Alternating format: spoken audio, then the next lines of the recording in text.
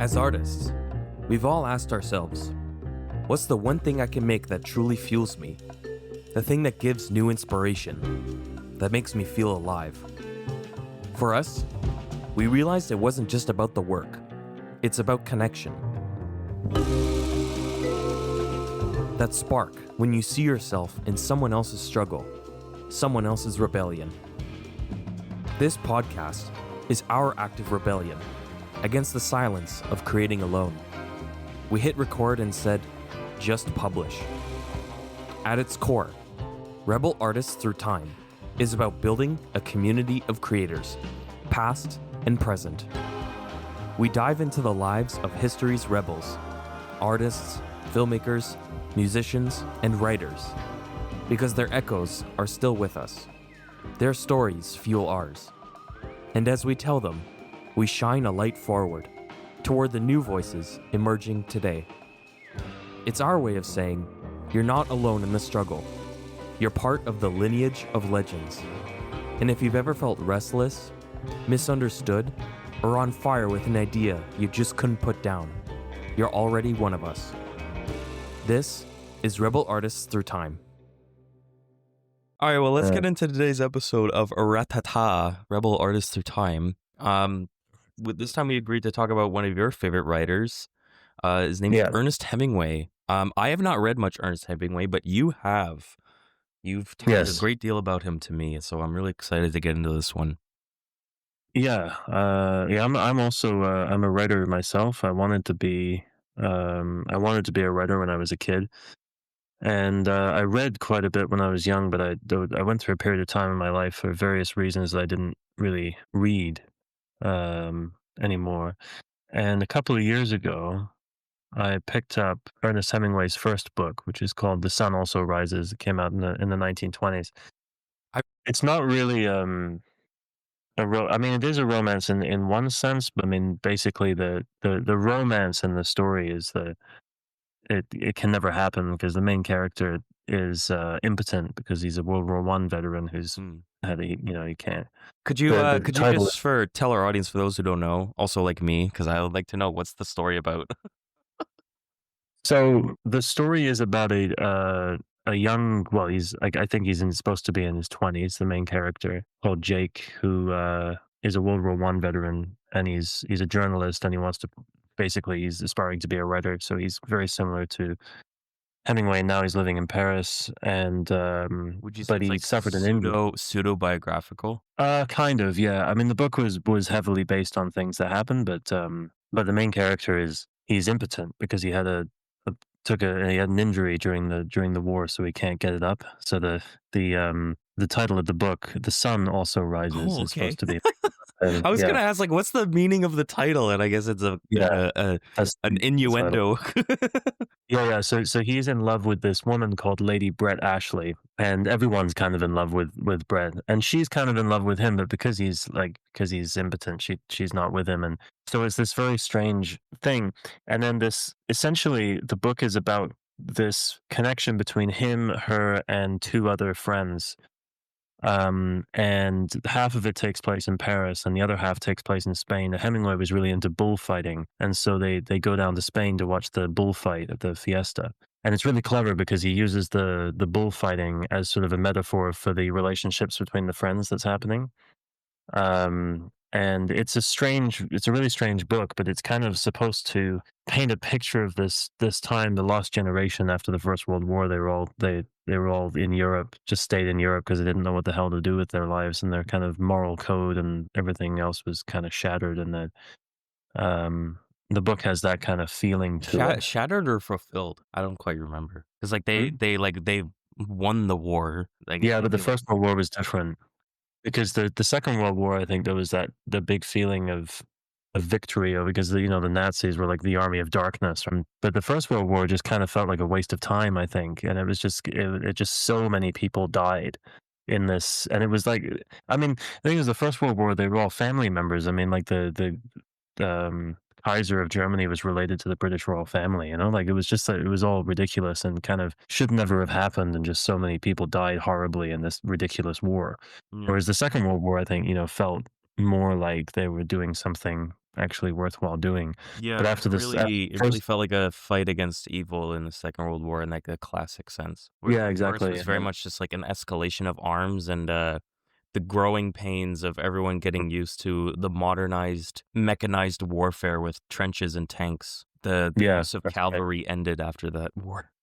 Yeah, yeah, exactly. Yeah, because they just machine gunned them down, and a lot of people were very, well, they used to call it shell shocked back then, right? But I mean, it's an interesting book because Ernest Hemingway was born in 1899, and in 1917, yeah, because the Americans hadn't entered the war yet. The Americans entered the war in 1917, I think, and just before they did, he wanted to get involved, and so he volunteered to be part of the ambulance service in the Italian army. So he went over in 1916 or 17 to do this, and he wrote about that in his second novel that was called A Farewell to Arms, where he wrote about that. And there he experienced the First World War, and he was injured one night. And as he was being carried on a stretcher, he was shot multiple times while he was being carried on the stretcher, and it sort of traumatized him. And from then onwards in his life, he never slept alone. He couldn't sleep by himself. He had this kind of I mean, we call it PTSD now, right? But they used to say it. They used to say it was shell shock. So there was this big influence on his early work, the war, and so he wrote this. He was, initially in the beginning, he was a journalist, and actually he worked. I mean, he was American, but he moved to Toronto because he got a job for the Toronto Star, and then he saw an opportunity to be a foreign correspondent in Europe. And a friend of his told him he should live in Paris because in those days Paris was a very kind of bohemian place. It was very cheap. It was like right after the First World War.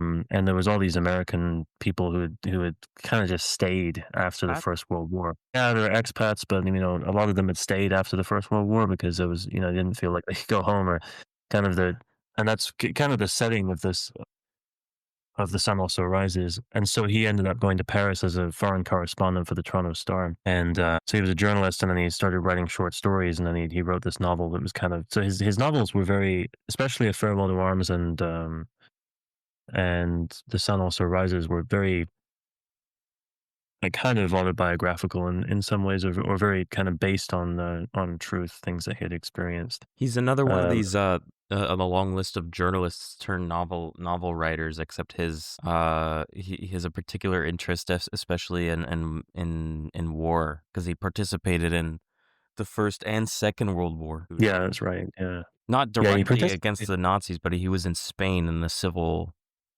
war in Spain, Yeah. right? So Hemingway is a very controversial character for many reasons, and one of the reasons is that he romanticized his life quite a lot, um, which is really sad because he had a really interesting life, but he romanticized it. He went to Spain to cover the Spanish Civil War as a journalist, whereas the writer, one of the other writers who was a journalist who became a novelist was George Orwell. And George Orwell actually fought in the Spanish Civil War. He volunteered to fight in the Spanish Civil War, and he wrote Oh, about it both of later. them. But Hemingway didn't fight in the Spanish Civil War. He covered it as a journalist. Right. Because I know that's what Um, For Whom the Bell Tolls is all about that. That one I'm yeah, that's also listening to. That book is a bit more up my alley. It's a bit more I guess the setting is a bit more intense than The Sun Also Rises. It's more up it my is. Yeah, alley. But yeah, there's like three books right there that are kind of based on either, the war or one of the wars or just the post-war experience. right. Yeah, exactly. Yeah, like the only one of he's got four of his four most famous books. The only well, I mean, The Sun Also Rises is the intra-war period. The 20s, and then yeah, like you said, the For Whom the Bell Tolls, which is the kind of the longest one, is the Spanish Civil War, Mhm. which probably is based on people he met. I think Whereas so. Like the way he describes the other characters feels very real, lived yeah, experience. I think all writers, like, I mean, you would know, you and I would both know this. I think all writers just kind of put other, people they know into their stories, whether consciously yeah. or subconsciously. Well, you kind of have to, I think. I mean, it's an interesting thing that happens there, where even if you're basing a character off of someone who really exists, the character themselves is still like Mhm. almost autonomous in themselves. But I'm sure. I mean, I got the same feeling when I read From the Bell Tolls. I think the characters in there were very Mm. were based off of reality. But in the interest of the podcast and the sense of him being a rebel, aside from the fact that the guy was a bit insane, a little like we were talking about Jerry Lee Lewis. Hemingway had a very um, his lifestyle was pretty crazy, He was and an so he alcoholic, was. right? Oh yeah, he was a raging alcoholic. Yeah. Mhm. Very. I mean, his life was pretty brutal actually, because Yeah, the poor guy was had shell shock from 2 wars. yeah, he had the shell shock from the First World War, but also he had a really messed up upbringing. His mother used to dress him up as a little girl, and yeah, I had so no his idea mom about wanted. this. Yeah, so it's really fascinating. So his mom wanted a daughter, and so she dressed him up as a little girl when he was a kid. And his yeah, and so he ended up. Hemingway's thing that makes him controversial is that he was a macho man. He was like really overtly macho, and he liked hunting big game. He liked bullfighting, deep sea fishing, all these kinds of things. He was like really into being a man. Whereas actually, his private life, which has been looked at a little more recently, was that he was, at the very least, he was bisexual. Um, they reckon, but he would never, never, never admit that in public. And he was, in those days, it was very. He had that. They reckon now that he had undiagnosed bipolar disorder. But at the time, for a man to go to seek psychological help was like out of the question. Mm. That was like your manlyhood out the Yeah, it's window. a So like a sign of masculine weakness or something. yeah, Which absolutely. which probably was even more detrimental to his, own self-image of wanting to be, super hyper masculine, probably. I mean, from what you've told me, it sounds like it was, rebelling against his mom. Yeah, well, he hated his mom, and he blamed her for, because his dad killed himself, and Hemingway blamed that on his mother, and it's and he kind of knew Did he write about his parents? a little, yeah.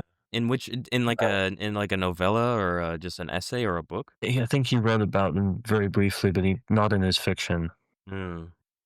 Um, but he eventually, so he was, as we mentioned, he was an alcoholic, and a very severe one.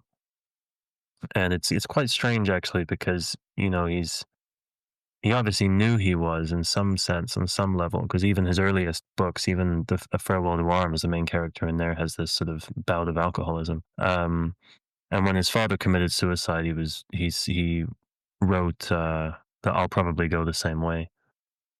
Um, and he suffered with deep depression throughout his life. He was, like I said, they reckon he had sort of an undiagnosed bipolar disorder.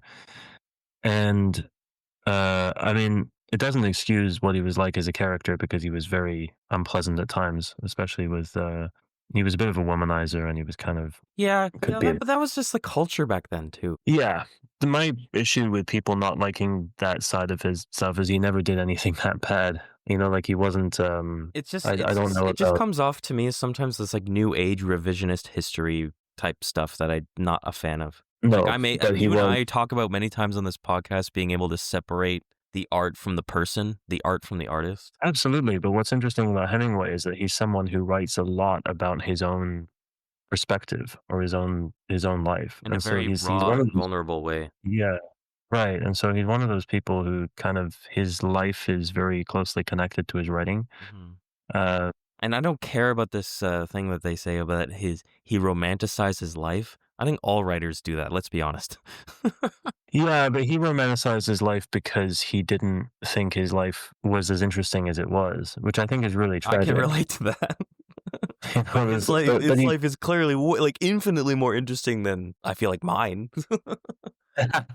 yeah, but it's and mine is. I mean, this is an interesting thing. We all live in a different time, and at the time they didn't think it was very interesting. Now I think it's similar to now. But his rebellious thing was that Hemingway was a massive influence on modern writing, because he wrote fiction like journalism. Before Hemingway, the big writers of like the 19th century, and early 20th century, there's these really long sentences. Everything's very descriptive. And actually, the way that J.R.R. Tolkien writes is much more similar to the 1800s style of writing. Cool. Very lyrical, very thick kind of writing. And I really love. Hemingway's prose is definitely more. I don't want to say modernized. That's probably not the right way. It's stripped down. Like I think the way you just said it, he writes like a journalist. Yeah, he hits you. You know, he hits you. I mean, I read like the Farewell to Arms. You just read really fast because the writing is it's hard to explain. But the writing is fast. Hmm. You know, it's kind of and he really stripped things down. And it's interesting because now that was revolutionary because that was kind of a after that a lot of writers. I mean, he was really really influential on any writing that came after him. He probably was very At the popular with time, young people. Yeah, And kind of but at the carried time, that mantle after. yeah, right. And especially like his last book that was The Old Man and the Sea. Old Man and the Sea is kind of it's like the story is him battling with this marlin and then trying to bring it back. And it's a really tragic story, you know, like it's really there's something really depressing to it. But for me, it's like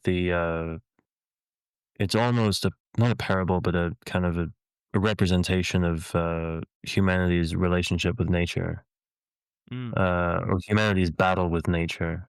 Yeah. And in this kind of one-on-one thing between the fisherman and the marlin.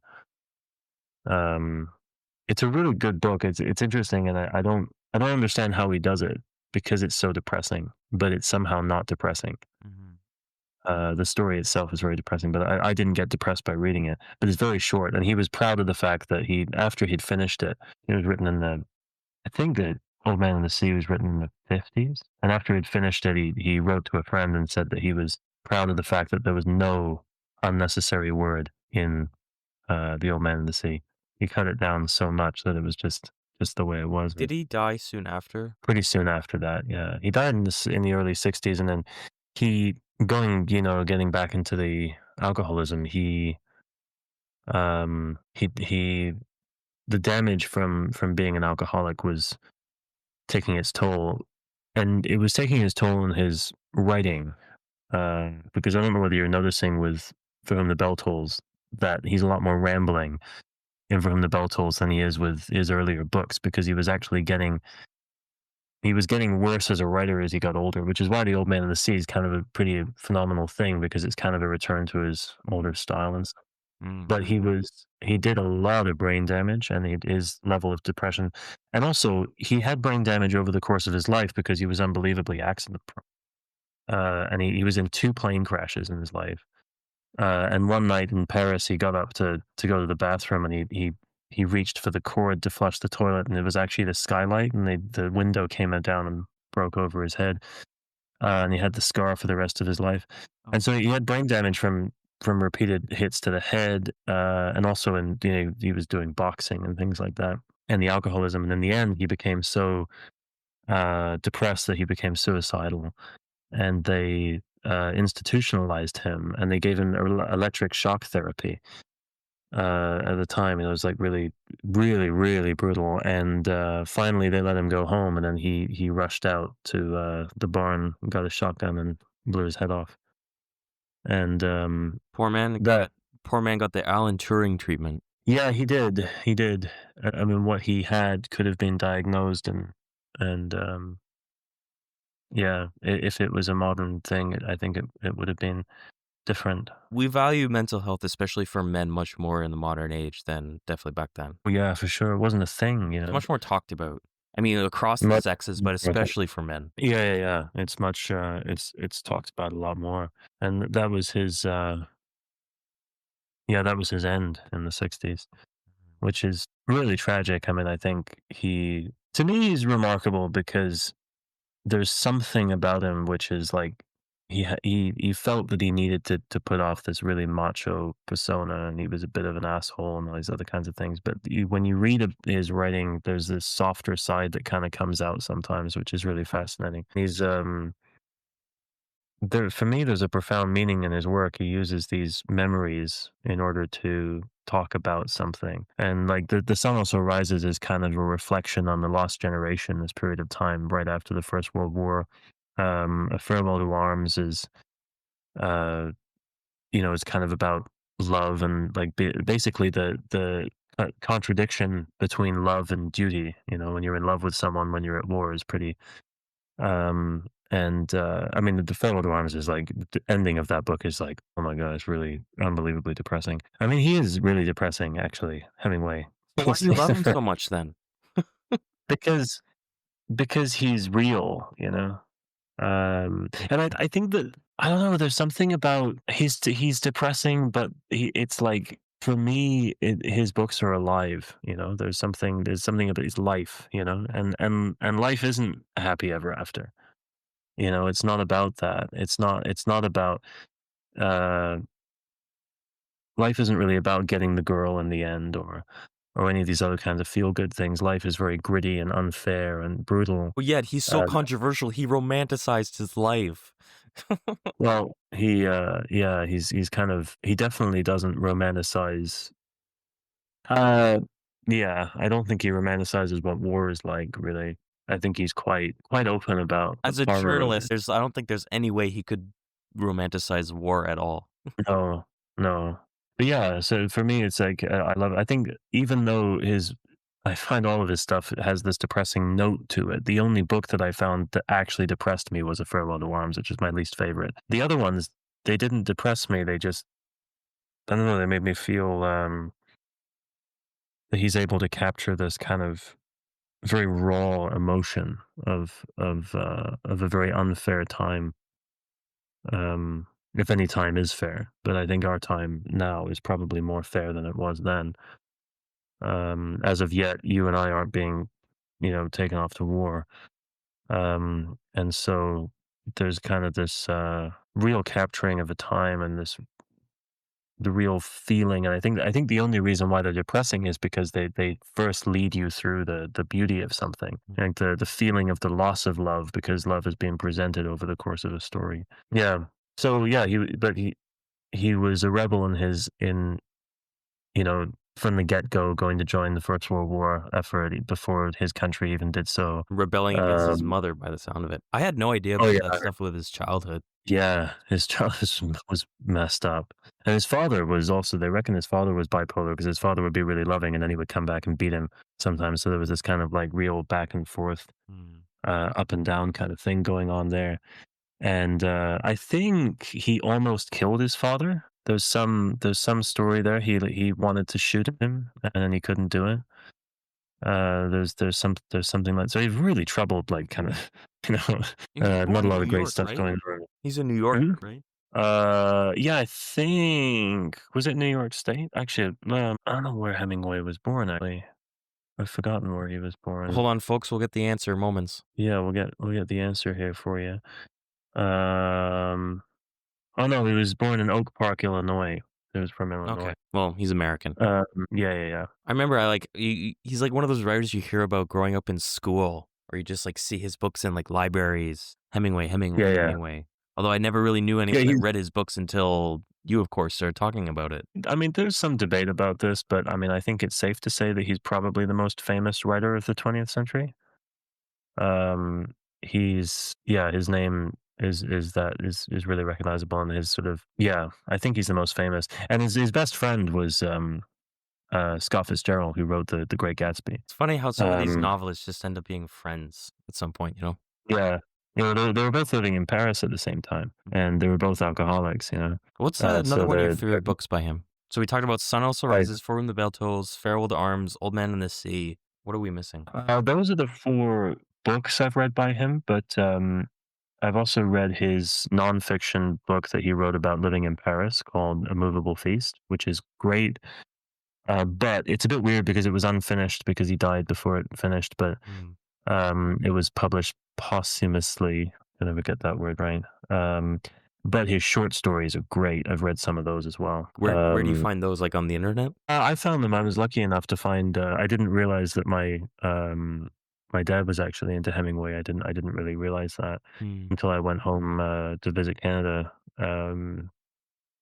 last year, and I found A Movable Feast and one of his books of short stories called Men Without Women, um, which is really great.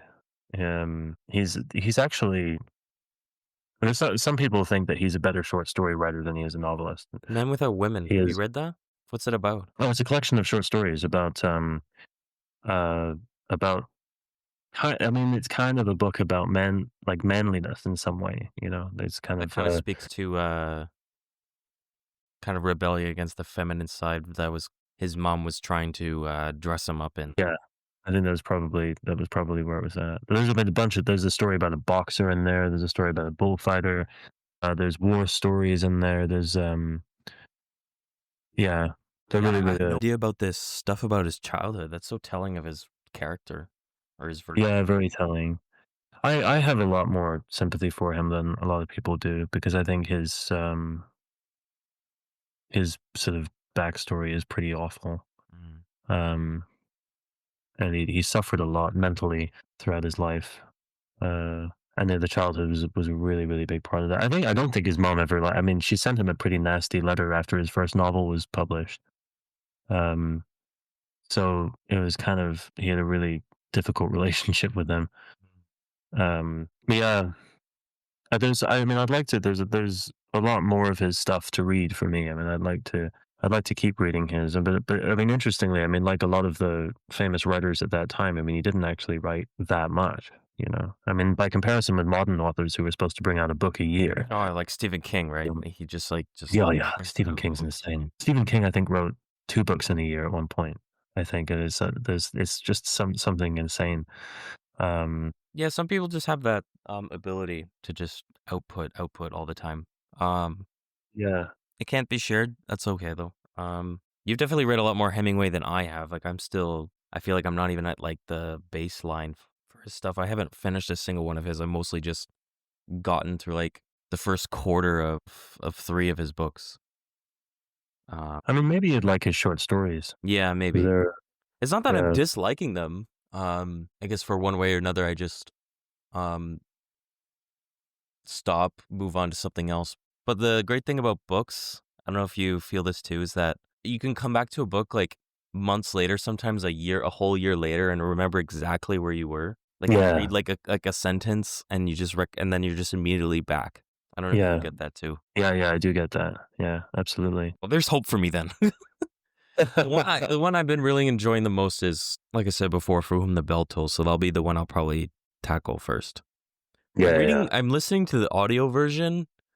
It sounds okay. I think I'd rather read the prose myself. Yeah, I don't think he would be as good in audio version Yeah, the as the written narrator they version. got is I mean, he's fine, he's doable. It's just it's not the voice I want to listen to for this book. I feel like I want to use my own that's in here. Yeah, yeah. I don't think I could. I mean, I've The actually detriment of never. audiobooks is that when they have one person narrating, they also have to like voice the characters, male and female. So like the male narrator has to like, raise his voice a few pitches to for the female characters, and it just kind of sounds silly.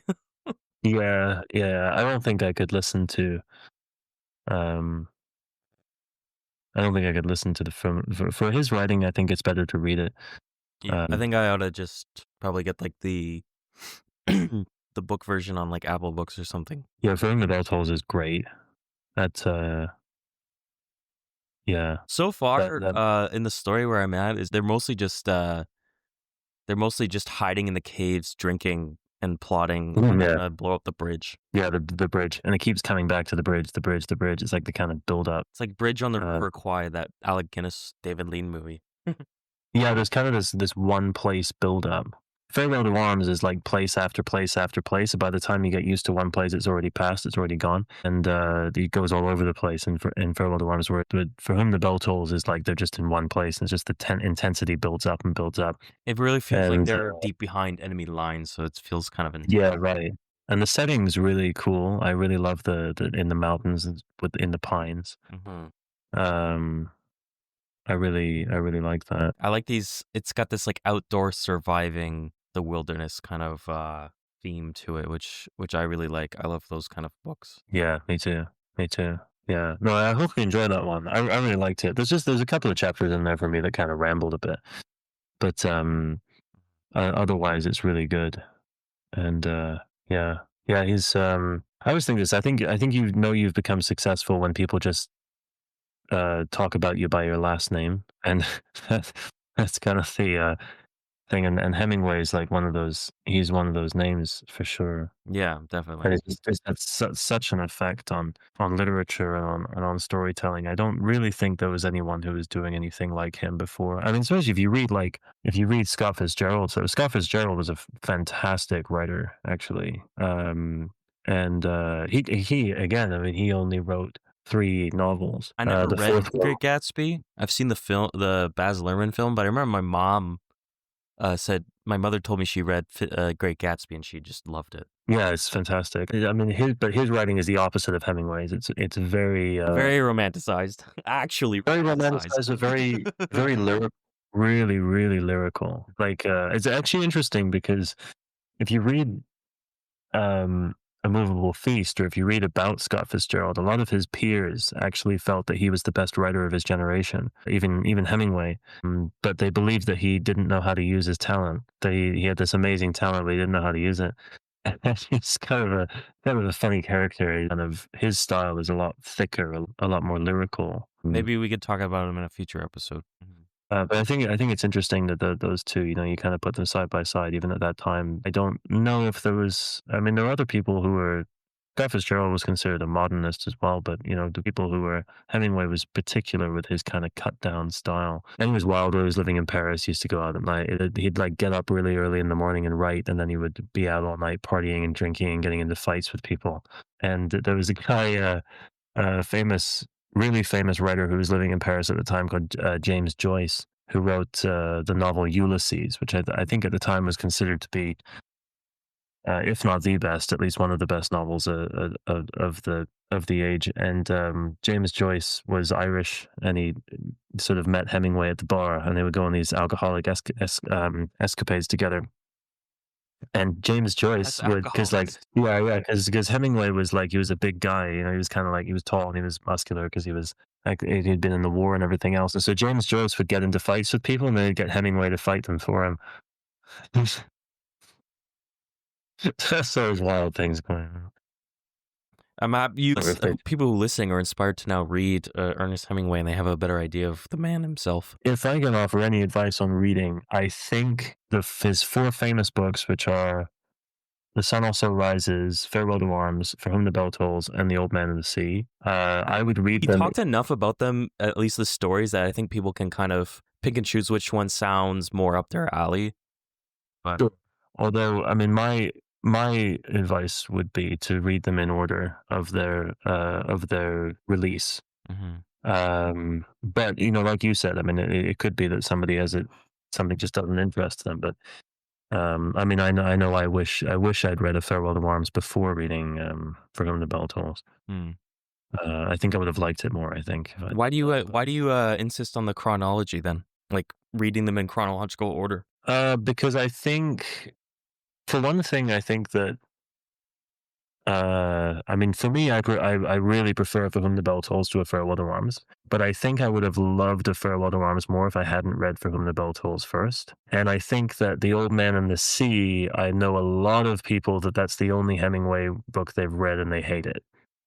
But if you've already read, I mean, I read it the last of those 4, and I loved it. I thought it was great. And I haven't met anybody who's read it only that and read it first and thought it was good. I think you have to know him. When you read And it, so it seems like when you read it, knowing it's like a finality piece, it has that aura of finality to it. Then it probably has. It does, yeah. It's like not a good one to open. It's like the good one to last close. song, the last song of the final studio album recording of like a major band. It's like, this is the last Yeah, right. song. This has a whole new feeling to it.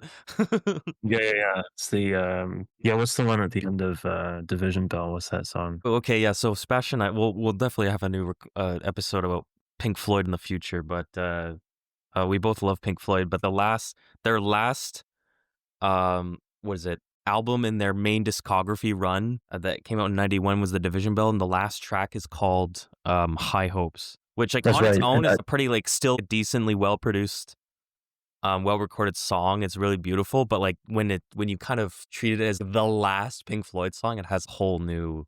It's kind of beautiful. That last solo that that Gilmore plays is very moving.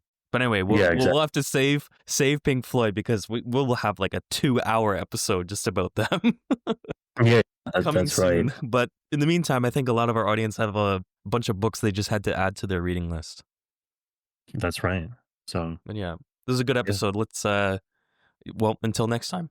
until next time, Dawson. Take care until then. You've been listening to Rebel Artists Through Time. We created this podcast as our own act of rebellion against perfection, against silence, and to remind each other that we're part of something bigger. If something here sparked an idea for you, take it forward, share it, create from it, because that's what this is all about. Connection across time through art. We're so glad you joined us, and until next time, keep creating.